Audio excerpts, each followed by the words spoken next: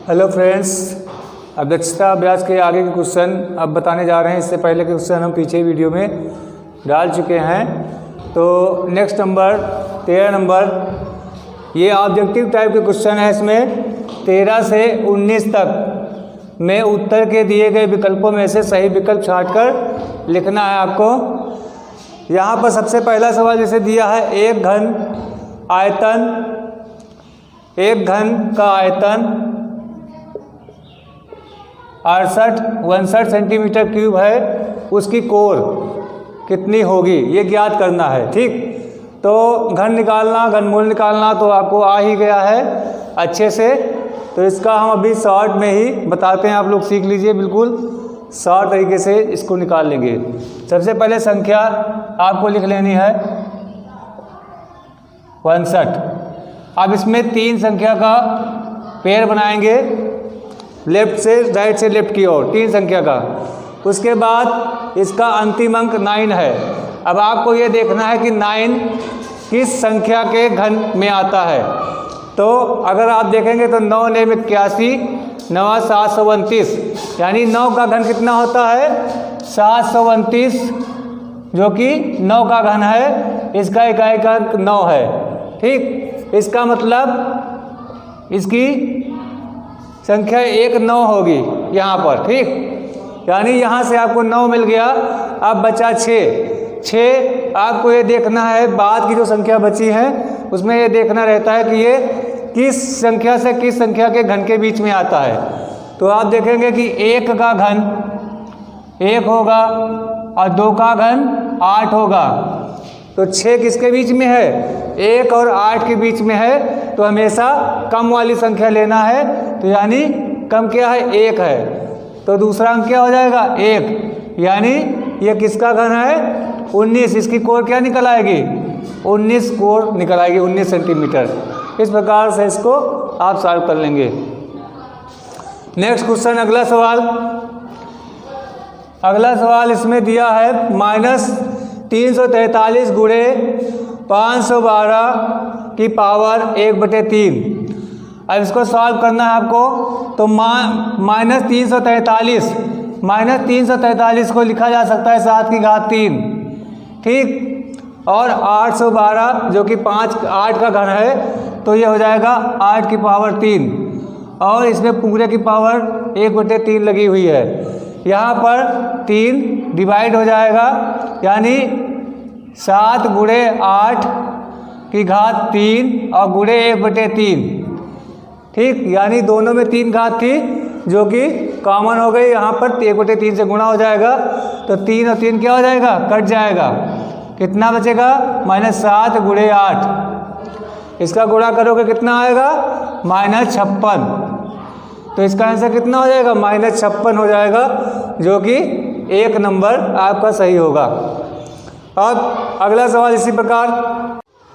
अब अगला क्वेश्चन, वह छोटी से छोटी संख्या जिसका 10,000 में गुणा करने पर गुणनफल पूर्ण घन बन जाता है, निम्नांकित होगी। आपको ज्ञात करना है। दिया है 10, 25, 100, 800। तो 10,000 में गुणा करने पर, यानी 10,000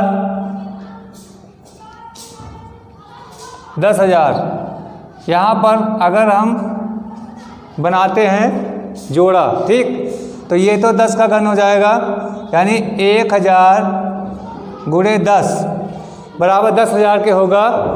तो हमको यहाँ पर अगर पेयर बनाना है तो 2, यानी 10 की 2 संख्याएं लेनी पड़ेंगी। तब हमारा ये संख्या क्या हो जाएगी, पूर्ण घन बन जाएगी। इसका मतलब 10 दाहिम 100। ठीक, 10 का गुणा 10 से यानी 100 से अगर हम गुणा कर दें इस संख्या को, तो ये संख्या पूर्ण घन बन जाएगी। तो इसमें 100 वाला आंसर आपका सही हो जाएगा। ठीक, अब अगला सवाल दिया हुआ है इसमें,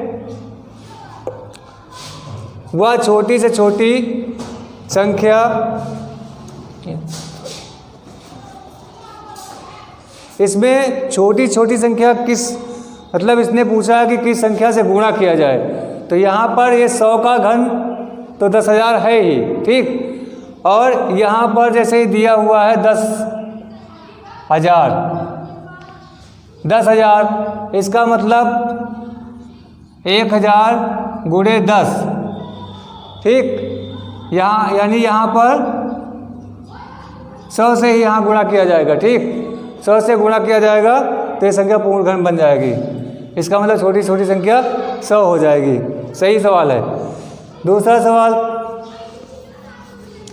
दूसरा सवाल दिया हुआ छोटी छोटी संख्या जिसका 8192 में भाग देने पर भागफल पूर्ण घन बन जाता है निम्नांकित होगी। तो सबसे पहले इसके हम अभाज्य गुणनखंड बना लेंगे, ठीक। 8192 के अभाज्य गुणनखंड बनाएंगे। जैसे लासा निकालते हैं आप लोग, इस तरह से अभाज्य गुणनखंड बनाने हैं, यानी अभाज्य संख्या से इसको डिवाइड करना है। तो ये किससे काटेंगे? 2 से काट देंगे। 2 चौको 8, यहाँ 0, 2 नेम 18, 2 छम 12, फिर 2 से डिवाइड करेंगे इसको। 2 चौको 8, 2 अट्ठे 16, फिर 2 से डिवाइड करेंगे। 2 कम 2, 1024, फिर 2 से डिवाइड कर देंगे इसको तो आ जाएगा 2 पंचे 10, 2 कम 2, 2 दूनी 4, फिर 2 से भी डिवाइड करेंगे इसको तो आ जाएगा 256। 256 आ गया। फिर 2 से इसको डिवाइड करते हैं तो आ जाएगा 128। 128 का 2 से डिवाइड करेंगे तो 64 आएगा। फिर 2 से डिवाइड करेंगे तो 32, उसके बाद फिर 2 से 16, 2 से करेंगे 8, फिर 2 से करेंगे तो 4 आ जाएगा, और 2 से फिर कर देंगे तो 2 और 1 कम 2। इस तरह से संख्या को हम डिवाइड कर लेंगे। अब इसके बाद क्या करना है आपको? 3 का जोड़ा बना लेना है यहाँ पर, ठीक। अब यहाँ पर देखिए 1 2 आपका सिंगल बच गया, यानी अगर हम 2 को भाग कर दे तो ये संख्या आपकी पूर्ण घन संख्या बचेगी। तो इसका आंसर क्या होगा? वो छोटी छोटी संख्या क्या होगी? 2 होगी, जिसको हम भाग कर देंगे तो जो संख्या शेष बचेगी वो आपका पूर्ण घन बन जाएगी। अब नेक्स्ट क्वेश्चन। अब इसमें अगला सवाल नेक्स्ट नंबर दिया है √27 minus 9/√3 minus 1/9 plus 3 cube root दिया है 1/27, क्यूब रूट 1/27। अब इसको सॉल्व करना है तो सबसे पहले इधर लिखेंगे यहाँ पर हल √27 माइनस 9/√3 माइनस 1/9 प्लस 1/√27 का क्यूब रूट, ठीक।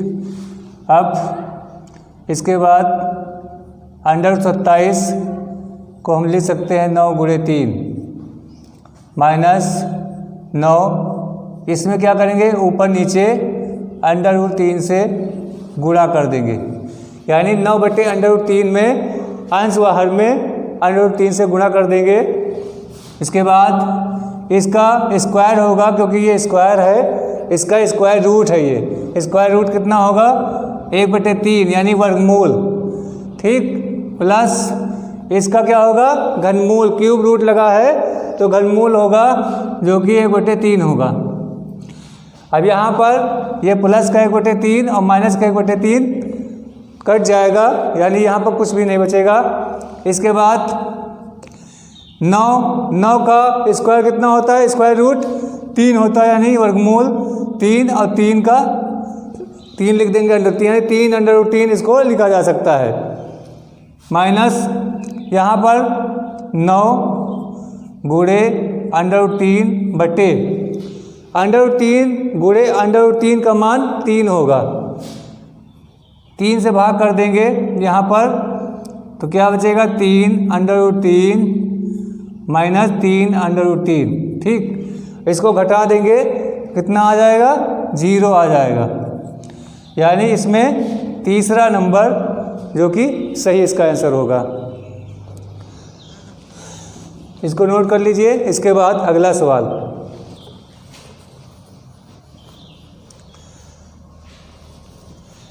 नेक्स्ट क्वेश्चन, इसमें दिया है यदि 2 की घात n माइनस 2 की घात n-1 बराबर 4, तो n की घात n का मान होगा 1, 3/2, 2 या 27। इसमें से एक आंसर ज्ञात करना है। ठीक, तो सबसे पहले जो दिया है उसको उतार लेते हैं हम हल। 2 की घात n माइनस 2 की घात n-1 बराबर 4। ठीक, अब यहाँ पर n-1 यानी यहाँ पर ये माइनस घातें हो रही हैं, इसका मतलब यहाँ पर 2 जो है अपान में हो जाएगा, क्योंकि भाग में घातें क्या होती हैं, घटती हैं। यानी 2 की घात n/2 इसको लिखा जा सकता है। ठीक, बराबर 4। अब यहाँ पर हल करेंगे तो इसका एलसीएम 2 होगा और ये 2 × 2 की घात n, इसका गुणा हो जाएगा माइनस इधर क्या बचेगा 2 की घात n बराबर 4। 2 का पक्षांतर कर देंगे, 2 जब पक्षांतर होगा 2 का तो इधर मल्टीप्लाई 4 से हो जाएगा और यहाँ क्या बचेगा 2 की घात n माइनस 2 की घात n 8 हो जाएगा। ठीक, अब यहाँ पर 2 × 2 की घात n माइनस 2 की पावर n ये घट जाएगा तो कितना बचेगा 2 की घात n और इधर हो जाएगा 2 की घात 3, क्योंकि 8 को 2 की घात 3 के रूप में लिखा जा सकता है। अब अगर हम दोनों पक्षों में तुलना कर देंगे और यहाँ पर ध्यान दीजिए 2 की घात n बराबर 2 की घात 3, तो दोनों पक्षों में तुलना करने पर तुलना करेंगे तो चूंकि आधार समान है तो घातें क्या होंगी, बराबर हो जाएंगी तुलना करने पर, तो यानी n बराबर 3 आ जाएगा। ठीक, अब निकालना क्या है, n की घात n का मान निकालना है, तो यहाँ पर लिखेंगे n की घात n बराबर, n कितना निकला है 3 और घात भी n है यानी 3 की घात 3। ठीक, और इसका जब घन बनाएंगे कितना हो जाएगा 27। इसका मतलब इसका आंसर कितना हो जाएगा 27, जो कि सही आंसर होगा। अब अगला क्वेश्चन, इसमें दिया है एक घनाकार संदूक का भीतरी आयतन 32.768 मीटर स्क्वायर है, उसकी भीतरी भुजा की लंबाई ज्ञात करनी है। ठीक, तो यानी घनाकार है तो घन का आयतन का फार्मूला ही लगाएंगे, तो यहाँ पर लिखेंगे घन का आयतन, ठीक है ना, बराबर 32.678 मीटर क्यूब। अब घन का आयतन क्या होता है, हमको भुजा निकालनी है, तो घन का आयतन यानी भुजा क्यूब बराबर 32.768। भुजा ज्ञात करना है तो क्यूब रूट लगा देंगे इसके ऊपर 32,768। अब इसको आप लोग घन के आभास गुणनखंड के द्वारा भी निकाल सकते हैं, लेकिन हम आपको शॉर्ट तरीके से बता रहे हैं इसको निकालना। तो सबसे पहले 32,768, ठीक है। अब इसमें हमने बताया था कि 3 अंकों का आप जोड़ा बना लीजिए, इधर इकाई की तरफ से 3 अंक लेने हैं आपको, और इसका इकाई का अंक 8 है। ठीक, अब आपको देखना है किस संख्या के घन में 8 आता है। तो हम देखते हैं यहाँ पर 2 क्यूब कितना होता है, 8 ही होता है, इसका इकाई का 8 होता है, इसका मतलब यहाँ पर हो जाएगा 2। ठीक, इकाई का अंक भी 2 हो जाएगा। अब बचा 32 आपको देखना किन संख्याओं के बीच में आता है। तो यहाँ पर देखिए 3 का क्यूब 27 और 4 का क्यूब कितना होगा 64। ठीक, अब 32 किसके बीच में आएगा, 27 और 64 के बीच में ही तो आएगा।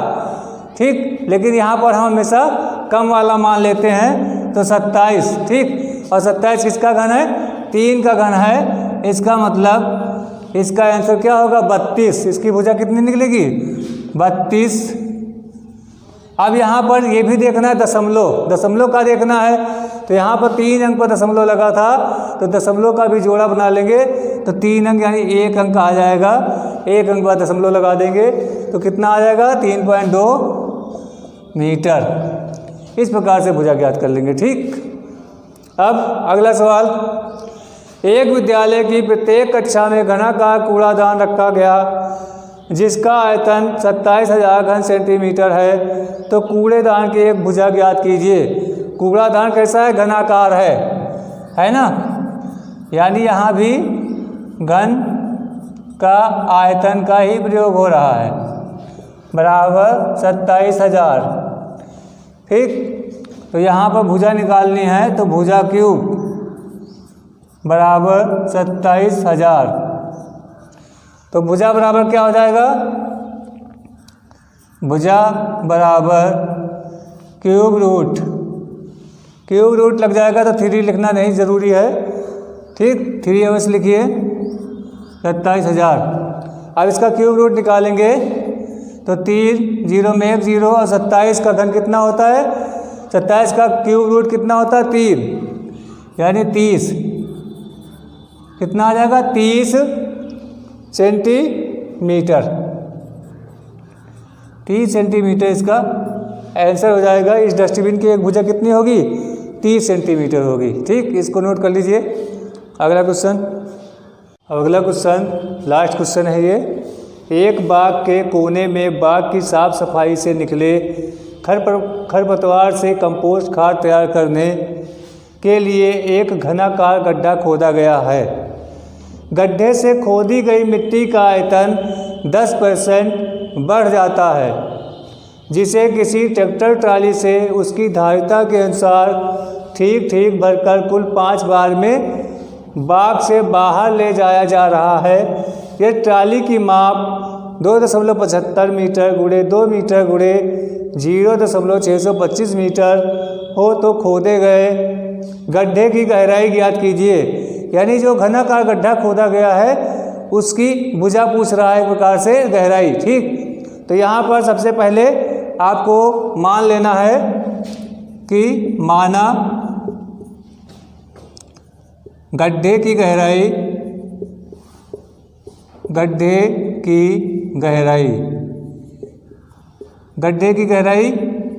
x है। ठीक, और चूँकि घनाकार है तो क्या हो जाएगा,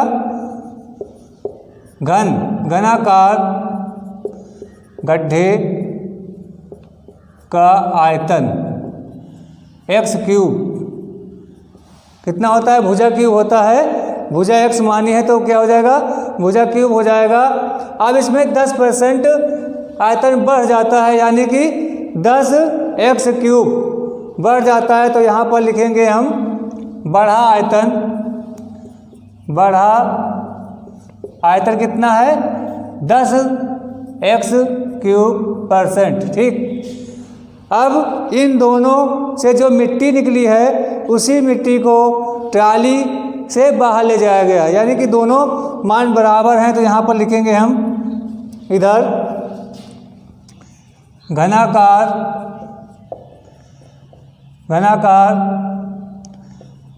गड्ढे का आयतन प्लस बढ़ा आयतन बराबर।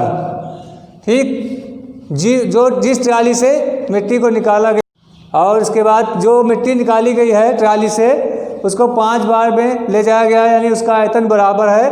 तो यहाँ पर लिखेंगे 5 गुणे ट्राली की माप दी हुई है 2.75 गुणे 2 गुणे 0.625। ठीक, अब यहाँ पर घनाकार गड्ढे का आयतन क्या होता है x क्यूब प्लस बढ़ा आयतन कितना है 10%, यानी x क्यूब का 10% यानी 10/100। इस तरह से बराबर इसका जब गुणा करेंगे तो गुणा करने पर मान आएगा 17.1875।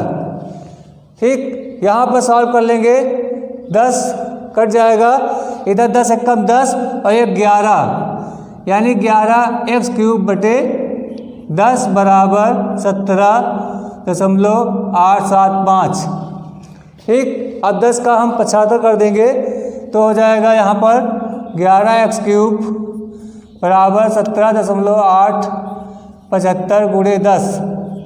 ठीक, इस प्रकार से अब 11 से भाग करेंगे तो आएगा यहाँ पर, इसको उतार लीजिए।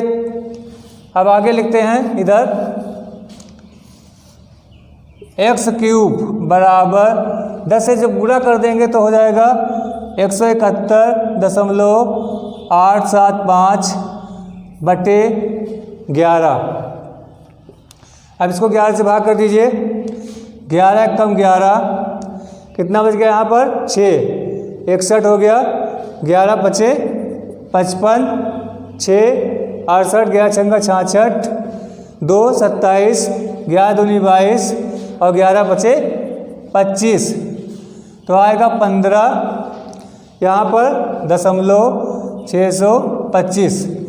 अब इसका घन कर देना, यानी x निकालना है तो क्यूब रूट कर देंगे 15,625। ठीक, तो ये किसका घन है, ये 125 का 25 का घन है।